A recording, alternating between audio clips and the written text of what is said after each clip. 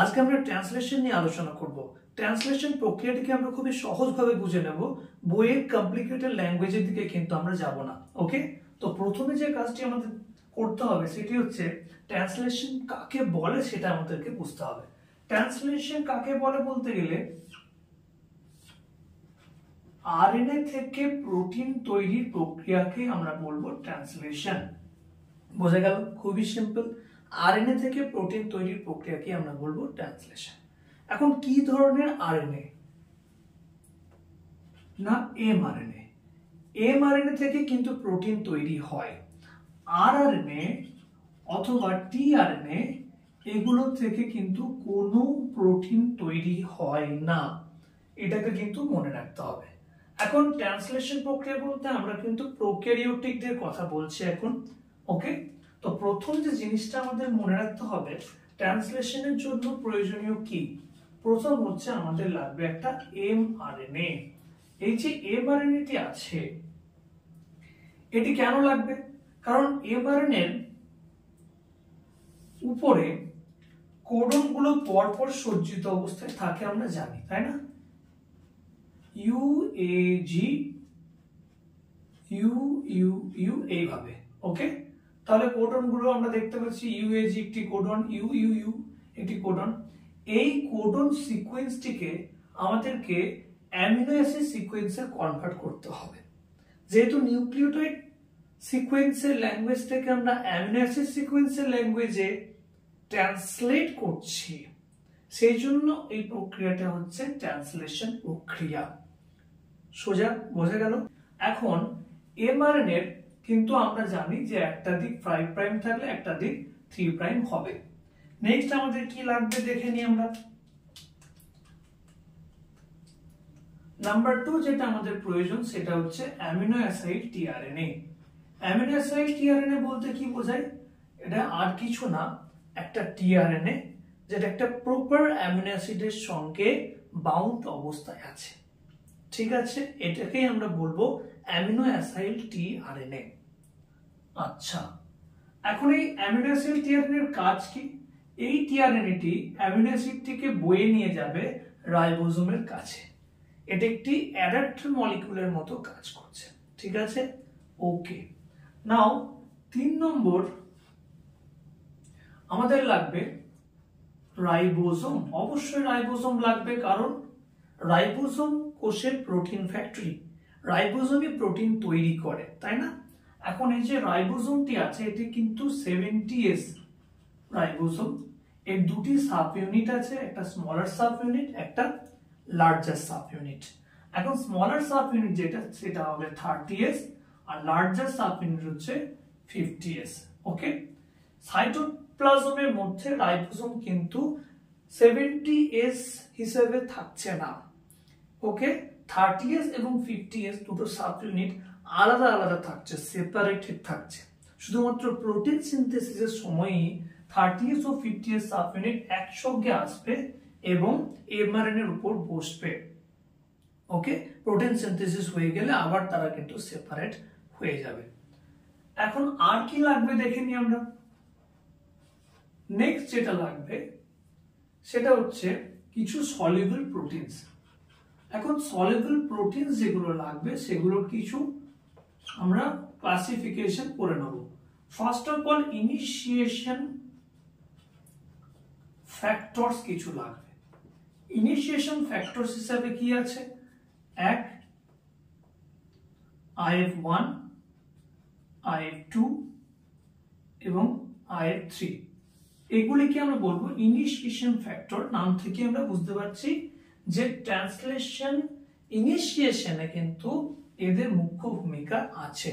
ঠিক আছে, নেক্সট যেটা সেটা হচ্ছে ইলংগেশন ফ্যাক্টরস। ইলংগেশন ফ্যাক্টরস, এখানে ইলংগেশন ফ্যাক্টরস কি কি আছে? ইলংগেশন ফ্যাক্টরস হিসেবে মনে রাখতে হবে অবশ্যই যে এখানে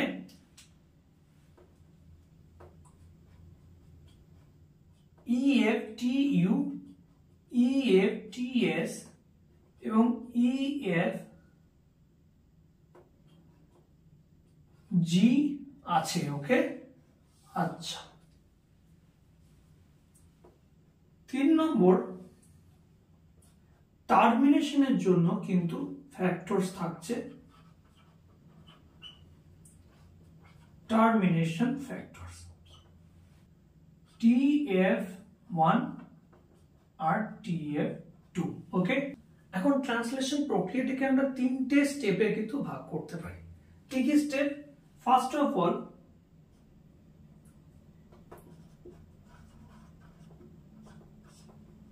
ইনিশিয়েশন,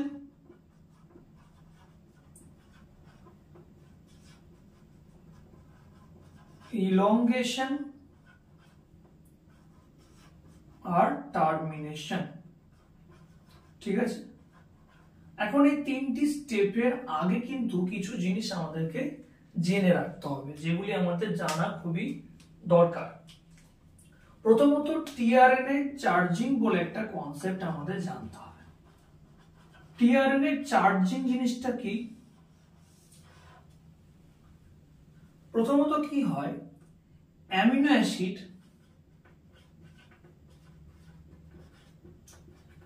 এবং এটিপি একটি এনজাইমের মাধ্যমে অ্যামিনো অ্যাসিড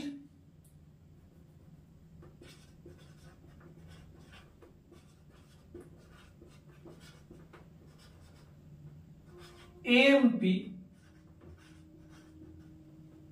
কমপ্লেক্স তৈরি করে। ওকে, এখন এখানে যে এনজাইমটি কাজ করছে সেই এনজাইমটির নাম অ্যামিনো অ্যাসাইল টিআরএনএ সিনথেটেজ। ওকে, সিনথেটেজ। এখন আমরা দেখতে পাচ্ছি ইনঅর্গানিক ফসফেট এখান থেকে বেরিয়ে যাচ্ছে। এনজাইমটি যখন অ্যামিনো অ্যাসিড এএমপি কমপ্লেক্স তৈরি করেছে তখন কিন্তু এর সঙ্গে বাউন্ড অবস্থাতেই আছে। ওকে, তো amino acid AMP enzyme complex বললেও কিন্তু ভুল হবে না। এখন পরবর্তী স্টেপে সেম এনজাইমটি অর্থাৎ অ্যামিনো অ্যাসিড টিআরএনএ সিনথেটেজ এনজাইমটি কি করবে, অ্যামিনো অ্যাসিডটির সঙ্গে একটি টিআরএনএ কে যুক্ত করবে। ওকে, এবং এএমপি কমপ্লেক্স থেকে বেরিয়ে যাবে। এই যে অ্যামিনো অ্যাসিড টিআরএনএ তৈরি হলো, এটা কি করে তৈরি হলো না, টিআরএনএ 3 প্রাইম প্রান্তের সঙ্গে অ্যামিনো অ্যাসিডের কার্বক্সিলিক গ্রুপ যুক্ত হয়ে অ্যামিনো অ্যাসিড টিআরএনএ তৈরি হয়েছে। প্রক্রিয়াটিকে আমরা চার্জিং অফ টিআরএনএ বলে থাকি। বোঝা গেল? এটা খুব সোজা জিনিস। আচ্ছা, এখন কি হবে, এই ছবিটির দিকে তাকাও। ইনিশিয়েশন প্রক্রিয়ার সময় প্রথম কাজ হচ্ছে 30S সাবইউনিটের সঙ্গে এমআরএনএ এর বাইন্ডিং। ওকে, তাহলে 30S সাবইউনিট এমআরএনএ এর সঙ্গে প্রথমে বাইন্ড করবে, এটি প্রথম স্টেপ। এখন 30S সাবইউনিট যে কোনো জায়গায় তো বাইন্ড করতে পারে না। এমআরএনএ এর একটি নির্দিষ্ট কোডনকে ইনিশিয়েশন কোডন হিসেবে আমরা শনাক্তকরণ করব, যেটাকে আমরা বলবো AUG। ফার্স্ট AUG যেটা থাকবে 5 প্রাইম প্রান্তে সেটা হবে ইনিশিয়েশন কোডন। এখন কি করে বোঝা যাবে যে এটাই সেই AUG যেটা আমাদের প্রয়োজন? তার জন্য AUG কোডনের 5 থেকে 10 নিউক্লিওটাইড আপস্ট্রিমে একটি সিকোয়েন্স থাকে, যেটিকে আমরা বলি সাইন ডালগার্নো সিকোয়েন্স। মনে থাকবে, সাইন ডালগার্নো সিকোয়েন্স। ওকে, এখন আমরা দেখতে পাচ্ছি 30S সাবইউনিট IF3 এবং IF1 ইনিশিয়েশন ফ্যাক্টরের সাহায্যে কোথায় বসছে, এমআরএনএ এর সঙ্গে। ওকে, এখন এখানে IF2 ও কিন্তু আছে, এই জায়গাতে কিন্তু IF2 আছে। IF2 একটি জিটিপি বাউন্ড প্রোটিন। ওকে, এখন IF2 এর কাজ কি? খুব সোজা ভাষায় বলছি, IF2 এর কাজ হচ্ছে প্রথম অ্যামিনো অ্যাসিড টিআরএনএটাকে বাইন্ড করানো। না, তাহলে মনে রাখতে হবে প্রথম অ্যামিনো অ্যাসিড টিআরএনএ কিন্তু 50S সাবইউনিট বসার আগেই বসে যাবে। ঠিক আছে? আচ্ছা, এতদূর ক্লিয়ার? নেক্সট স্টেপে কি হবে, যখন আমরা দেখতে পাচ্ছি যে IF1 IF2 IF3 সব বসে গেছে, first amino acid tRNA setup বসে গেছে। এখন কি হবে, IF1 ও IF3 কমপ্লেক্স থেকে বেরিয়ে যাবে। আচ্ছা বেরিয়ে যাবে কেন, এখান থেকে এদের কাজগুলো বোঝা যায়। প্রথম কথা হচ্ছে IF3 যদি 30th সাব ইউনিটের সঙ্গে বাউন্ড অবস্থায় থাকে তাহলে 50th সাব ইউনিট কিন্তু বুঝতে পারবে না। অর্থাৎ এখান থেকে আমরা বুঝতে পারছি IF3 কাজ হচ্ছে 50th সাব ইউনিটকে ইম্যাচিউরলি বাইন্ড করতে না দেওয়া, ওকে, এবং কারেক্ট অ্যামিনো অ্যাসিড টিআরএনএ যাতে আসে সেটাও দেখা। IF2 এর কাজ একটু আগে আমি বললাম যে IF2 একটা জিটিপি বাউন্ড প্রোটিন। তাহলে এর কাজ কি হবে, এর কাজ হচ্ছে ফার্স্ট অ্যামিনো অ্যাসিড টিআরএনএ কে বাইন্ড করানো পি সাইটে। এখন পি সাইট কি, রাইবোজোমের উপরে আমরা দেখতে পাচ্ছি তিনটে সাইট আছে, একটা এ সাইট অর্থাৎ অ্যামিনো অ্যাসিড সাইট, একটা পি সাইট অর্থাৎ পেপটিডাইজ সাইট, একটা ই সাইট অর্থাৎ এক্সিট সাইট। পি সাইটে ফার্স্ট অ্যামিনো অ্যাসিড টিআরএনএটা বাইন্ড করবে, এ সাইটে নয় কিন্তু, এটা অবশ্যই আমাদের মনে রাখতে হবে, ওকে। এরপর IF1 এর কি কাজ, IF1 এর কাজ হচ্ছে 30th সাব ইউনিটের সঙ্গে এমআরএনএটাকে ভালো করে বাইন্ড করানো, আর তার সঙ্গে কোনো রং অ্যামিনো অ্যাসিড টিআরএনএ যাতে বাইন্ড না করে সেটা দেখা। তাহলে তিনটে ইনিশিয়েশন ফ্যাক্টরের কাজ আমি বললাম, ইনিশিয়েশন ফ্যাক্টর 1, ইনিশিয়েশন ফ্যাক্টর 2 এবং ইনিশিয়েশন ফ্যাক্টর 3। ইনিশিয়েশন ফ্যাক্টর 1 এবং 3 বেরিয়ে যাচ্ছে, এরপরে 50th সাব ইউনিট বাইন্ড করতে পারবে, ওকে। তাহলে মনে রাখতে হবে যতক্ষণ না IF3 বেরোচ্ছে ততক্ষণ কিন্তু 50th সাব ইউনিট বাইন্ড করতে পারবে না। যখন 50th সাব ইউনিট বাইন্ড করলো এই মুহূর্তে এটি কিন্তু 70S রাইবোসোম, ওকে। এখনো পর্যন্ত কিন্তু IF2 জিটিপি এর সঙ্গে বাউন্ড অবস্থায় আছে, যেটা এখানে দেখানো হয়নি। IF2 জিটিপি এবার কি হবে, IF2 জিডিপি কমপ্লেক্সে পরিণত হবে এবং ইনঅর্গানিক ফসফেট তৈরি হবে। তখন IF2 জিডিপি কি হবে না, এই কমপ্লেক্স থেকে বেরিয়ে আসবে। কেন হলো এটা, তার কারণ হচ্ছে যখন 50th sub unit 30th sub ইউনিটের সঙ্গে বাইন্ড করবে তখন একটা কনফর্মেশনাল চেঞ্জ আসে, যার কারণে IF2 জিটিপি ভেঙে গিয়ে IF2 জিডিপি এবং ইনঅর্গানিক ফসফেট তৈরি করে, ঠিক আছে। এখন কি, এখন এতদূর পর্যন্ত আমরা কিন্তু এলাম। ইনিশিয়েশন প্রসেস যেটা চলছে আমাদের, সেটা কিন্তু মনে রাখতে হবে যতক্ষণ পর্যন্ত না পেপটাইড বন্ড তৈরি হচ্ছে সেই প্রসেসটাকে আমরা কিন্তু ইনিশিয়েশন স্টেপের মধ্যে রাখবো, ঠিক আছে। এখন আমরা দেখতে পাচ্ছি যে পি সাইটে একটি অ্যামিনো অ্যাসিড টিআরএনএ আছে, যার মাথায় একটি কি আছে, একটি অ্যামিনো অ্যাসিড আছে যেটা আমরা জানি এফমেট অর্থাৎ ফরমাইলেটেড মেথিওনিন আছে, ওকে। আমাদের মনে রাখতে হবে যে কোনো পলিপেপটাইডের প্রথম অ্যামিনো অ্যাসিডটা কিন্তু মেথিওনিন হবে, ওকে, কারণ ইনিশিয়েশন কোডন কি আছে আমাদের AUG, এবং AUG কি কোড করে, মেথিওনিনকে কোড করে, ঠিক আছে। তাহলে ফরমাইলেটেড মেথিওনিনের ক্ষেত্রে, কারণ এটা প্রোক্যারিওটিক কোষের ক্ষেত্রে আমরা আলোচনা করছি, তাহলে প্রথম অ্যামিনো অ্যাসিড টিআরএনএ কোথায় বাইন্ড করলো, পি সাইট, সেকেন্ডটি এ সাইট, ওকে। আপাতত আমরা দেখতে পাচ্ছি এ সাইটে একটি অ্যামিনো অ্যাসিড টিআরএনএ যার মাথায় একটি অ্যামিনো অ্যাসিড আছে এবং এর ক্ষেত্রে একটি এফ মেট আছে। এদের মধ্যে এবার একটা পেপটাইড বন্ড তৈরি হবে। এখানে মনে রাখতে হবে যখন second amino acid tRNA bind করছে এটা জাস্ট এলওআর অ্যামিনো অ্যাসিড সাইটে বসে পড়লো এমন কিন্তু নয়।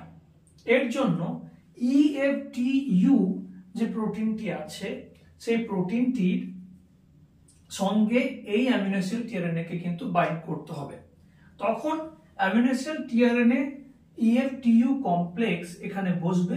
যদি এর অ্যান্টিকোডন এর কোডনের সঙ্গে মেলে অর্থাৎ কমপ্লিমেন্টারি হয় তাহলে কিন্তু এখানে বসবে, নইলে বসবে না, ঠিক আছে। তাহলে যে কোনো কমপ্লেক্স, যে কোনো EFTU amino acid tRNA complex কিন্তু এখানে বাইন্ড করতে পারে, ওকে।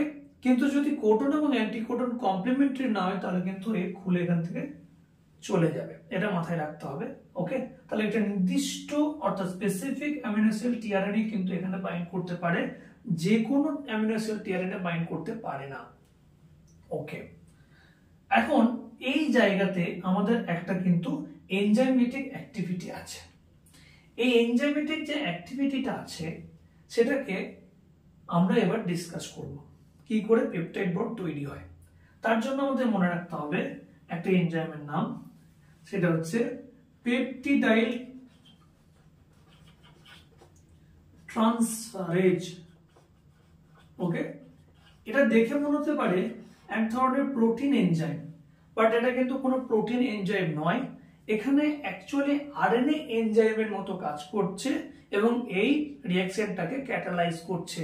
এই জন্য এই ধরনের এনজাইমকে আমরা বলবো রাইবোজাইম। ওকে, এটা মাথায় রাখতে হবে, কিন্তু পেপটিডাইল ট্রান্সফারেজ কিন্তু একটা রাইবোজাইমের এক্সাম্পল। এখন কি হবে, আমরা দেখতে পাচ্ছি এই অ্যামিনো অ্যাসিডটি এবং এই অ্যামিনো অ্যাসিডের মধ্যে একটি বন্ড তৈরি হয়েছে, তাই না? এবং এই বন্ডটিকে আমরা কি বলবো? এই বন্ডটিকে আমরা বলবো পেপটাইড বন্ড। যখন পেপটাইড বন্ড তৈরি হলো তখন আমরা দেখতে পাচ্ছি যে পি সাইটে থাকা অ্যামিনো অ্যাসিড টিআরএনএ এর মাথায় কিন্তু কোনো অ্যামিনো অ্যাসিড নেই, অর্থাৎ এটি অ্যামিনো অ্যাসিড বিহীন একটি অ্যামিনো অ্যাসিড টিআরএনএ তে কনভার্টেড হয়ে গেছে, টিআরএনএ তে কনভার্টেড হয়ে গেছে। এর সঙ্গে কোনো কিন্তু অ্যামিনো অ্যাসিড এই মুহূর্তে নেই। এখন এখানে আমরা দেখতে পাচ্ছি অ্যামিনো অ্যাসিড সাইডে থাকা যে টিআরএনএটি আছে তার মাথায় দুটি অ্যামিনো অ্যাসিড আছে, অর্থাৎ এটি একটি ডাইপেপটাইড। ঠিক এই মুহূর্তে ই সাইডে কিন্তু কোনো টিআরএনএ নেই। এখন কি হবে, এটি যদি 50 সাব ইউনিট হয়, এটি যদি 30 সাব ইউনিট হয়, তাহলে এই দুটি সাব ইউনিটের মধ্যে একে অপরের সাপেক্ষে 6 ডিগ্রি রোটেশন হবে।